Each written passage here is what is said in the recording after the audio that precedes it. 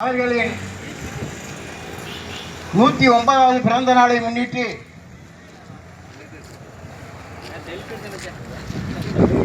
இந்தியாவை திரும்பி பார்க்கும் வகையில் தமிழ்நாட்டில் சிறந்த ஒரு பெண் முதலமைச்சராகவும் தமிழக மக்களுக்காகவும் வாழ்ந்து மறைந்த புரட்சி தலைவி அம்மா அவர்களை வணங்கி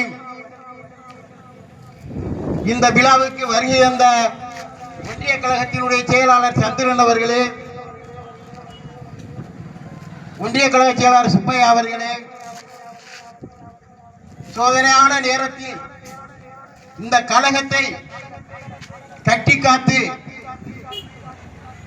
இடிதாங்கியாகவும் சுமை தாங்கியாகவும் இருந்து ஒவ்வொரு கிளைக்கழக செயலாளர்களே, கிளைக்கழக நிர்வாகிகளே, இங்கு வருகை எழுந்திருக்கின்ற ஒன்றிய கழக, மாவட்ட கழக, உள்ளாட்சி முன்னாள் பிரதிநிதிகளே, உங்கள் அனைவரையும் வணங்கி இதையும் புரட்சி தலைவர் எம்ஜிஆர் அவர்கள் அவர் எப்பொழுதுமே ஏழை எளிய மக்களுக்காக அவர் பிறவிலேயே உதவி செய்து வள்ளல் குணம் படைத்தவர். அதனாலதான் பேரறிஞர் அண்ணா அவர்கள் சொன்னார்கள், புரட்சி தலைவர் எம்ஜிஆர் அவர்கள் என் இதயத்தில் எப்பொழுதுமே இருந்து கொண்டிருப்பார் என்று சொன்னார்கள். அப்படிப்பட்ட நம் தலைவரை திமுகவில் இருந்து நீக்கிவிட்டார்கள். அப்பொழுது தலைவர் மக்களிடம் சென்று மக்களுக்காக மக்கள் நலம் பெறவும் தமிழக மக்கள் வளம் பெறவும் அனைத்து இந்திய அண்ணா திராவிட முன்னேற்ற கழகம் என்ற ஒரு பெயர் இயக்கத்தை 1972 துவங்கி முதலிலே திண்டுக்கல்லிலே இடைத்தேர்தலை மாபெரும் வெற்றியை பெற்று புதுச்சேரியிலே சட்டமன்றத்திலிருந்து புதுச்சேரி அமைச்சரவையில் முதலமைச்சராகவும் நம்ம ஆட்சியை கொண்டு வந்து 1977 தமிழகத்தில் அதுவும் அருப்புக்கோட்டை தொகுதியில் நம்ம தங்கத்தலைவன் புரட்சி தலைவர் எம்ஜிஆர் அவர்கள் நின்று வெற்றி பெற்று தமிழகமே மாபெரும் வெற்றியடைந்து சீரோடும் சிறப்போடும் ஆட்சியை தந்தவர் நம் புரட்சி தலைவர் எம்ஜிஆர் அவர்கள். ஏழை எளிய மக்களுக்காக எண்ணற்ற பல திட்டங்களை கொண்டு வந்தார். சாலை வசதி, பேருந்து வசதி, குடிநீர் வசதி, என்ன வசதிகள் தேவையோ ஒவ்வொரு கிராமத்துக்கும் மின்சார வசதி, எண்ணற்ற வசதிகளை செய்து கொடுத்து ஒவ்வொரு பெரிய கிராமங்களிலும் தொடக்கப்பள்ளியை உருவாக்கி, உயர்நிலை பள்ளிகளை உருவாக்கி, பல்கலைக்கழகங்களை உருவாக்கி, எல்லா மக்களும் எல்லா குடும்பத்திலும் கல்வி அறிவு பெற வேண்டும் என்பதற்காக தனியார் பல்கலைக்கழகங்களை உருவாக்கி, தனியார் கல்லூரிகளை உருவாக்கி, அரசு கல்லூரிகளை உருவாக்கி, ஏழை எளிய மக்களின் வாழ்க்கையிலே ஒளி மையத்தை உருவாக்கி கொடுத்தவர் நம் புரட்சி தலைவர் எம்ஜிஆர் அவர்கள். நம் இதயம் புரட்சி தலைவர் மறைவுக்கு பின்னால் புரட்சி தலைவி அம்மா மக்களால் நான் மக்களுக்காகவே நான், உங்களால் நான் உங்களுக்காகவே நான் என்று வாழ்ந்து மறைந்த நம் இதயம் அம்மா அவர்கள் எத்தனையோ பல திட்டங்களை கொண்டு வந்தார்கள்.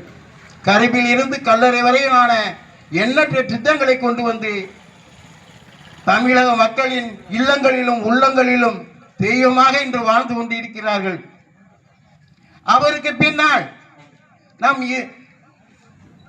நமது கழகத்தினுடைய பொதுச் செயலாளர் எடப்பாடி அவர்கள் நாளைய ஆண்டு தமிழகத்தை நல்லாட்சி செய்து கொரோனா பீடாக இருந்தாலும் சரி, சுனாமியாக இருந்தாலும் சரி, வரதா புயலாக இருந்தாலும் சரி, கொக்கி புயலாக இருந்தாலும் இப்படி பேரிடர் காலங்களிலெல்லாம் மக்களை காப்பாற்றி உதவிகளை செய்து இந்த இயக்கத்துக்காக தன்னையே அர்ப்பணித்தவர் நம் கழக பொதுச் செயலாளர் அவர்கள். இன்று வேட்டி கட்டிய சிங்கமாக புரட்சி தலைவி அம்மாவாக